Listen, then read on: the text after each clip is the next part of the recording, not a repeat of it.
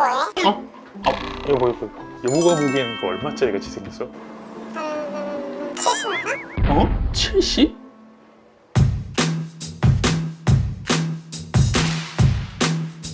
안녕하세요 여러분들, 테크노사우루스의 티라노입니다. 자, 여러분들 간만에 게이밍 노트북 하나 가져왔는데요. 제가 뭐 레노버 노트북들 중에서는 게이밍3, HP에서는 빅터스 이런 식으로 저가형 게임트북들을 갖다가 조금 다뤄드리긴 했었는데, 그런데 이상하게 이제 에이수스 제품 다루지를 않는다. 게다가 저하고 에이수스 생각하면은 딱 떠오르는 게 있죠. 슬레이트 13 이런 식으로요. 좀 제가 리뷰에서 막 갈아 마셨던 제품들이 에이수스 제품들이 좀 있다 보니까요. 몇몇 분들께서는 티라노는 에이수스의 까다, 뭐 광고를 안 줘서 뭐 삐졌네 뭐 등등 진짜 별의별 얘기가 다 돌았어요.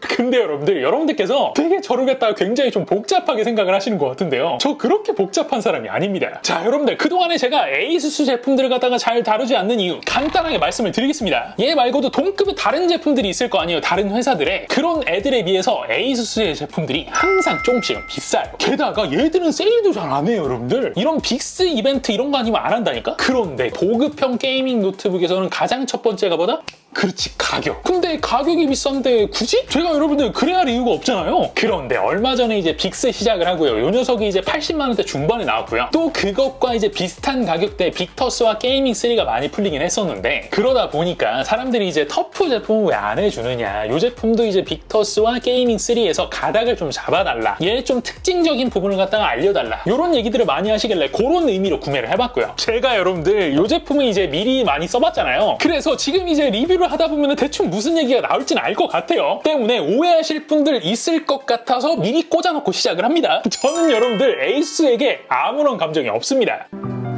진짜냐? 진짜 이 제품만 딱 보고 어디에 치우치지 않고 팩트만 갖고 설명을 드릴 테니까요. 지금부터 같이 한번 확인해 보도록 하죠. 자, 일단 언박싱 찍어놓은 것부터 보여드리면요. 야, 진짜 근데 참 이전부터 말씀을 드리긴 했지만 에이수스가 패키징 하나는 정말 기가 막힙니다. 뜯는 맛을 조금 느끼게 한다라고 얘기를 해야 될까요? 이런 거는 진짜 레노버 같은 애들은 좀 배웠으면 좋겠는데, 아무튼 이런 식으로 본체가 바로 들어가 있고요. 설명서랑 보증서 같은 것들, 어댑터는 200W짜리가 들어가 있고, 커넥터는 고전적인 동그란 커넥터, 케이블은 분리형 접지형 커넥터를 제공을 하고요. 그리고 그 밖에는 빈 박스죠. 따로 제공되는 건 없어요. 자, 일단 무게는 2.29kg, 어댑터랑 케이블까지 합친 무게는요 약 590g으로 뭐 아마도 대부분의 분들이 예상을 하셨겠지만 들고 다닐 정도의 무게는 아니고요. 아, 그리고 요게 이제 외장이요. 요거 이제 쓰시는 분들이 이 외관이 굉장히 싼티난다 이런 얘기들을 많이 하시긴 했지만, 근데 여러분들 저가형 게임트북들 써보신 분들은 아시겠지만 뭐 싼티가 안 나는 애들이 없거든. 사실 싼티는 전부 다 납니다. 때문에 요거 실제로 보기 전까지는 보급형 노트북 뭐 다 똑같지, 얘만 뭐 다르겠어? 이렇게 생각을 했었거든요. 와, 근데 진짜 얘는 좀 다르네. 왜 그런 얘기가 나오는지 정확하게 알 수 있을 것 같아요. 근데 여러분들 정확히 얘기를 하자면요, 요 제품이 이제 마감이 구린 건 아닙니다. 요게 누가 봐도요 전면이 이제 플라스틱인 건 치고는 요런 이제 좀 텍스처들, 그리고 요런 헤어라인들 사출 상태도 그렇고요. 요런 데 보면은 요런 단차 부분들도 요만하면 진짜 깔끔하게 떨어지는 편이거든요, 여러분들. 그러니까 여러분들 흔히 얘기해서 그 마감적인 부분 요런 면에서 흠잡을 때는 없어요. 그런데 보통은 아무리 그래도요 저가형 게임트북이라 하더라도 이 특유의 검은색 플라스틱이 주는 요 싼티, 요거 때문에 상판만큼은 그래도 도장을 쫙 해가지고 색깔을 입혀놓는 게 일반적인데요. 와, 근데 얘는 그냥 통짜, 약간 그 뭐냐, 애들 이제 장난감 노트북들 있잖아요, 여러분들. 통짜 플라스틱 사출한 그 모양에다가 스티커 위에 붙여서 나오는 거, 딱 거기에서 스티커만 안 붙인 상태, 그게 얘라고 보시면 돼요. 누가 봐도 저가형이라고 외관에 그냥 써 있습니다. 아니 근데 터프라는 브랜드가요, PC 부품 쪽에서는 가성비 중에 고급감이 있는 게 좀 이상하긴 하겠지만 고급스러운 가성비입니다. 그런데 노트북에서는 지금 이게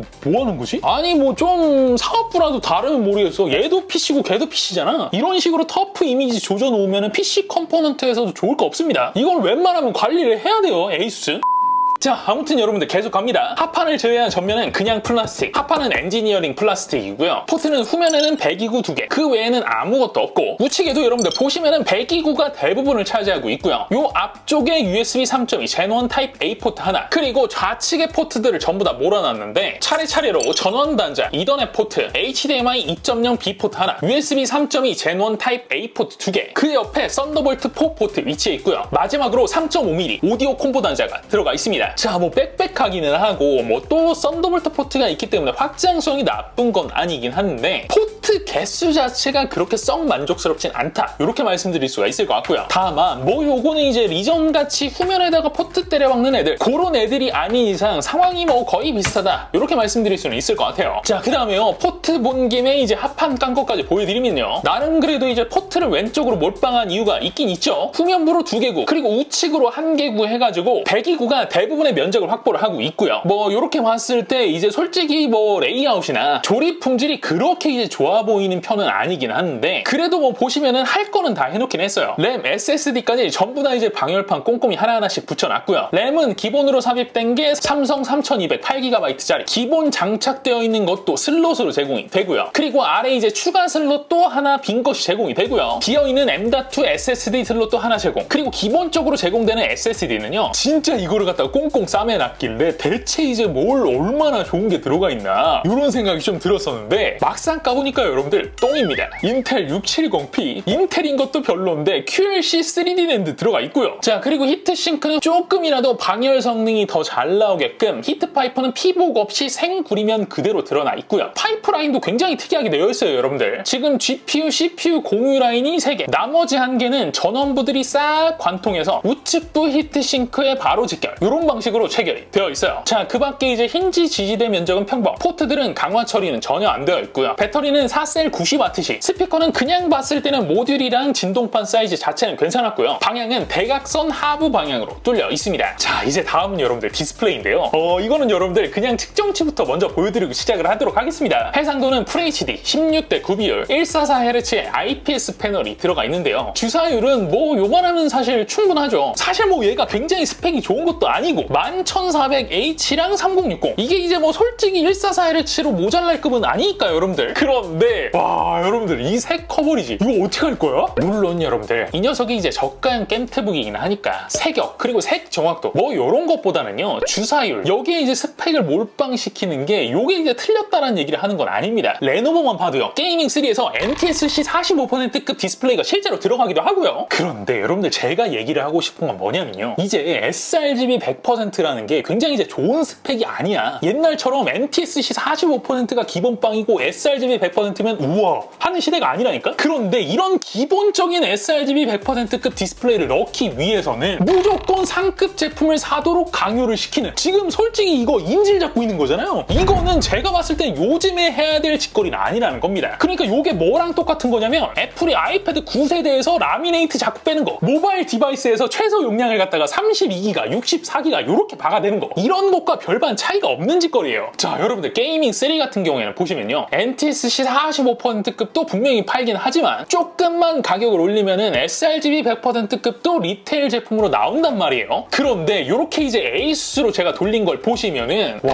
여러분들 이거 실화입니까? 진짜 좀 앵간히 해야지. 터프 대시 같은 경우에는요, 그래도 이제 중간중간씩 하나씩 걸리긴 하지만 터프 게이밍 제품은 200만 원이 다 되어 가는데도 sRGB 100%짜리가 아예 없고요. 심지어 여러분들 그리고 ROG야. 그럼 여러분들 PC 부품 같은 거 많이 사신 분들은 아시겠지만 ROG면은 기본 B보드로 가더라도 30만 원은 깔고 시작하는 그런 정도의 고급 브랜드란 말이에요. 그런데 ROG에다가 NTSC 45%짜리 디스플레이를 넣고 있어요. 아니 이건 진짜 대체 정신이 있는 거야 없는 거야? 아니 여러분들 솔직하게 좀 에이수스에 대해서 까놓고 말씀을 드리자면, 에이수스가 랩탑 월드 마켓 쉐어로만 따져봤을 때는요, 유독 국내 이미지가 굉장히 좋아서 그런 건지는 모르겠지만 솔직히 좀 분에 넘치게 많이 팔리는 경향이 분명히 있긴 하거든요. 그런데 여러분들 지금까지 보셨다시피 특별할 것도 없는 설계, 얄짤없는 원가 절감 부품들, 게다가 형편없는 디스플레이까지, 심지어 그거를 또 인진을 잡아가지고 ROG를 사게 하겠다? 아우 진짜 혼날래 에이수스? 자, 여러분들 계속 쭉쭉 갑니다. 키보드는 풀사이즈 키보드, 엔터키 기준으로 반 갈라가지고요, 좌측부와 우측부의 키 사이즈가 다른 비대칭형이고요. 스페이스바 부분에 여기 이제 꺾어서 디자인 해놓은 거, WASD 부분 투명 처리한 것들, 그리고 보시면은 LED 라이팅이 전체가 다 RGB로 들어오는 거는요, 게이밍 노트북이라는 점을 기준으로 봤을 때는 참 칭찬할 만한 부분이긴 한데, 아니 이 방향키는 대체 왜 이렇게 사이즈를 만들어 놓은 거지? O자형이긴 하지만은 O자형 이점을 전혀 못 살리는 사이즈. 개인적으로는요, 혐오까지는 아니고 약간 약간 좀 약형 정도라고 생각을 하시면 될 것 같고요. 그리고 키감은 상당히 소프트한 편입니다. 약간 구분감보다는 폭신함을 강조를 했고요. 때문에 당연히 키소음은 거의 느껴지지가 않습니다.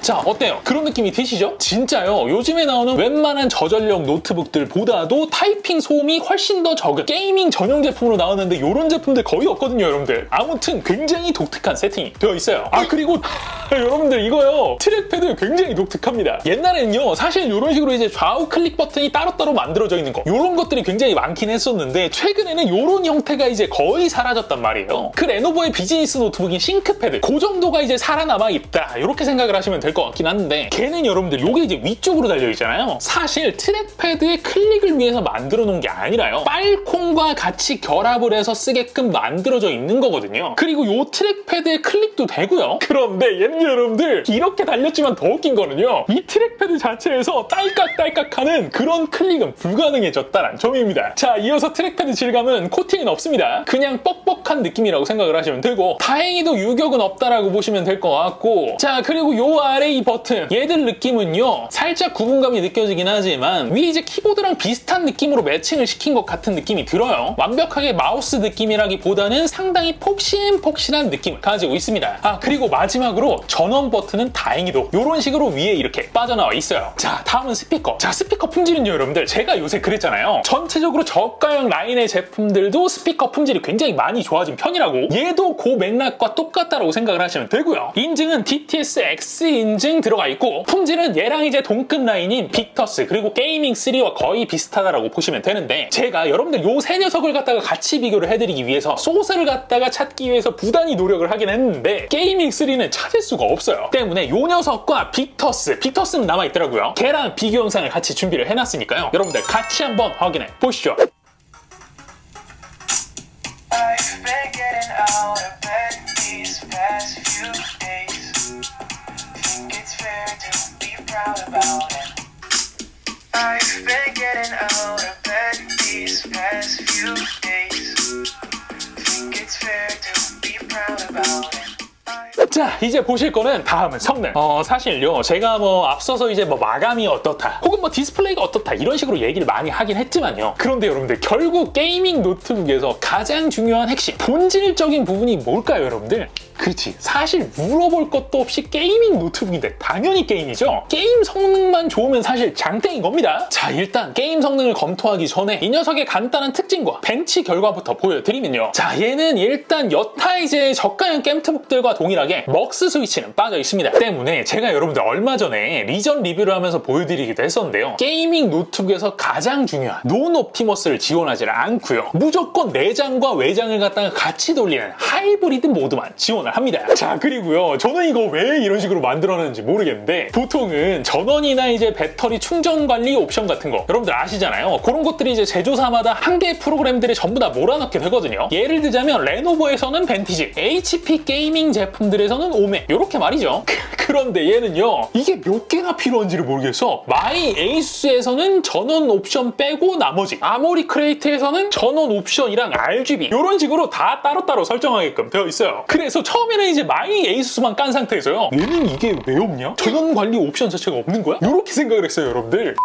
자, 아무튼 모든 테스트는 터보 모드에서 진행을 했다는 점 여러분들 참고를 하시고요. 바로 벤치 결과 보시죠. 자, 먼저 시네벤치 R23. 자, 일단 싱글 점수는요, 기존에 이제 측정을 했었던 11400H를 탑재한 빅터스 16에 비해서 거의 6% 가까이 떨어지는 점수. 그리고 멀티 점수는 소폭 좀 앞서긴 하지만 싱글 점수에 비해서는 훨씬 차이가 지금 적거든요. 그리고 이게 더 놀라운 게요, 여러분들, 그러니까 3060 탑재 기준 모델로 봤을 때는 터프와 빅터스가 히트 파이프 개수가 동일하거든요. 그런데 여러분들, 제가 이제 테스트를 과거에 했었던 11400H가 들어간 빅터스는요, 3050을 썼었던 모델. 그러니까 여러분들, 얘보다 히트 파이프도 하나 줄여서 히트 파이프가 달랑 3개인 애였는데, 그런데 첫 번째 점수 차이가 별로 없었고, 둘째 팬 소음은 터프가 약 50, 빅터스가 약 51dB로 사실 요 정도면은 거의 오차 범위 내의 소음. 셋째, 근데 지금 보시면은 맥스 온도, 현재 기준 코어 온도까지 오히려 빅터스보다 터프가 4, 5도 가까이 더 높게 지키는 상황이 나온다. 여러분들, 이건 대체 뭡니까? 이게 진짜 가능한 얘기라고?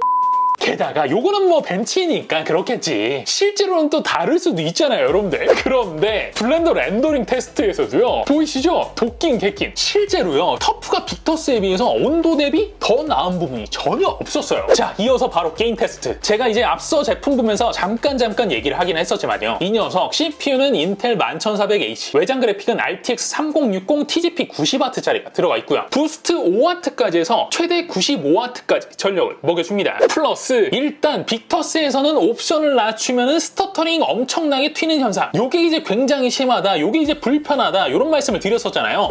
그런데 빅터스는 양반이었어요, 여러분들. 이게 빅터스는 제가 3050으로 테스트를 했었고, 이 제품은 3060이라서 그런 건지는 모르겠는데 얘는 걔보다 훨씬 심각합니다. 제가 여러분들 이거 반대로 넣은 거 아닙니다. 세상에 아무리 최소업이라고 하더라도 3050이 3060보다 더 잘 나와. 난 진짜 이런 거 생전 처음 봤어. 물론 요거는 이제 에이수스의 잘못이다, 이렇게 얘기를 하긴 조금 애매하긴 하죠. 인텔하고 엔비디아가 좀 해결해야 될 문제일 것 같긴 한데, 아무튼 이거는 좀 뭔가 아닌 것 같다, 이런 생각이 조금 들긴 했습니다. 자, 게임 영상은 한쪽은 풀옵션, 한쪽은 최소 옵션으로 측정한 데이터니까요. 내가 하는 게임이 대략 어느 정도 나오는지, 어느 정도 프레임으로 플레이를 할 수가 있을지 요거를 가늠해보시면 될 것 같고요. 측정은 모두 FHD 기준, 영상은 복제 옵션으로 캡처보드로 받아서 녹화를 뜬 거기 때문에요. 여러분들 여기에서 이제 실 프레임 보시는 것과 거의 차이가 없다라는 점, 요거는 참고로 해서 보시면 될 것 같습니다.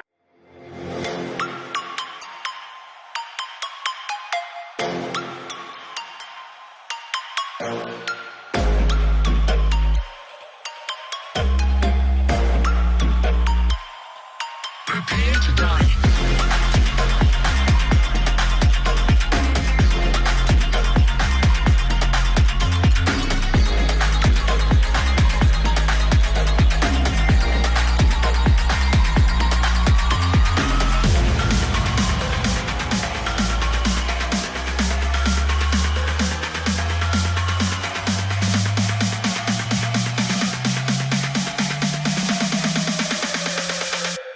Prepare to die.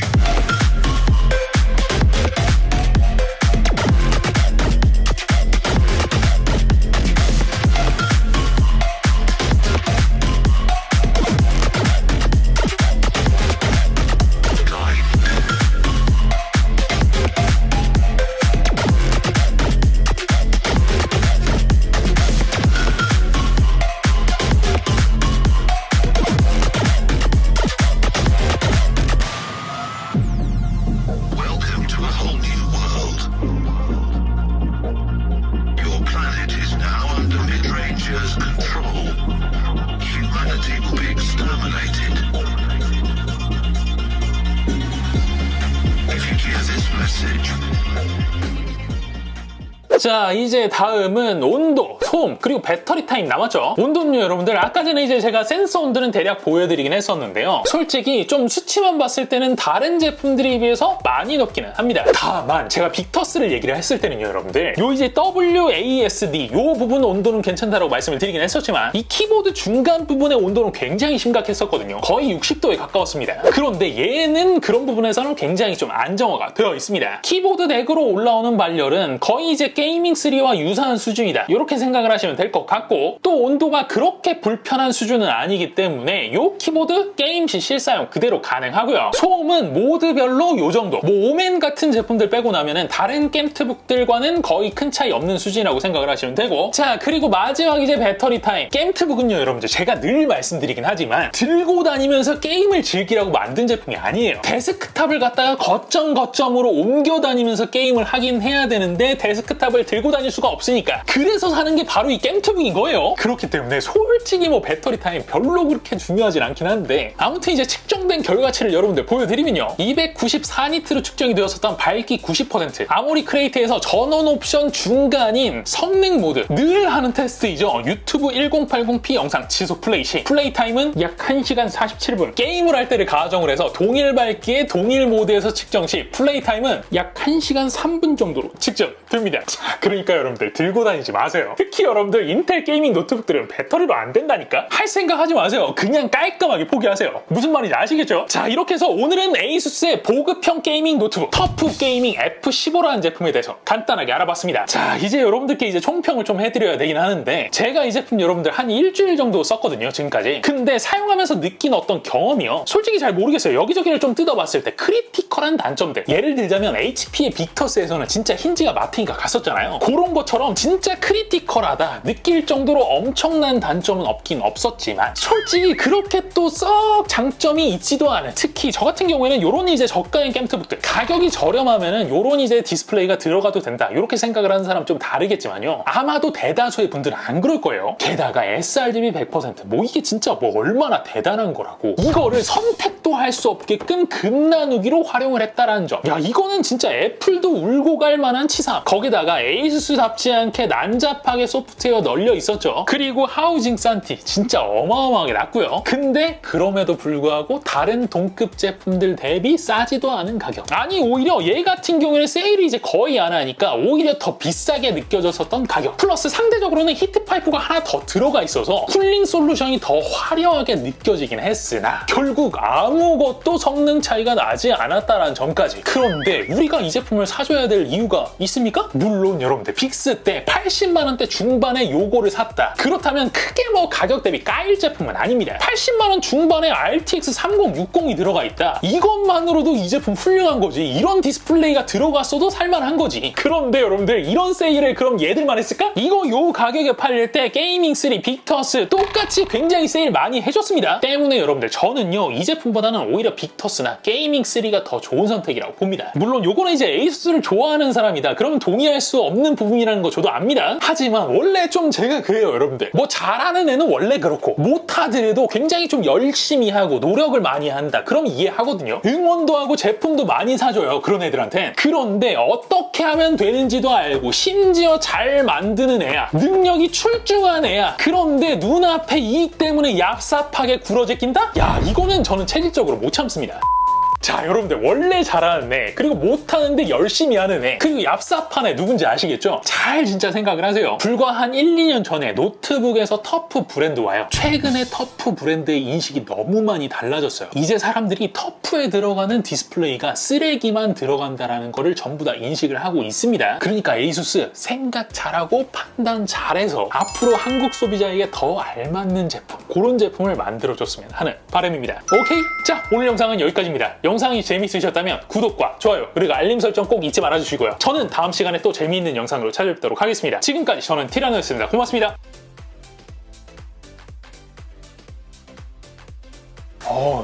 늦겠다. 애들 일로 가야 되는데.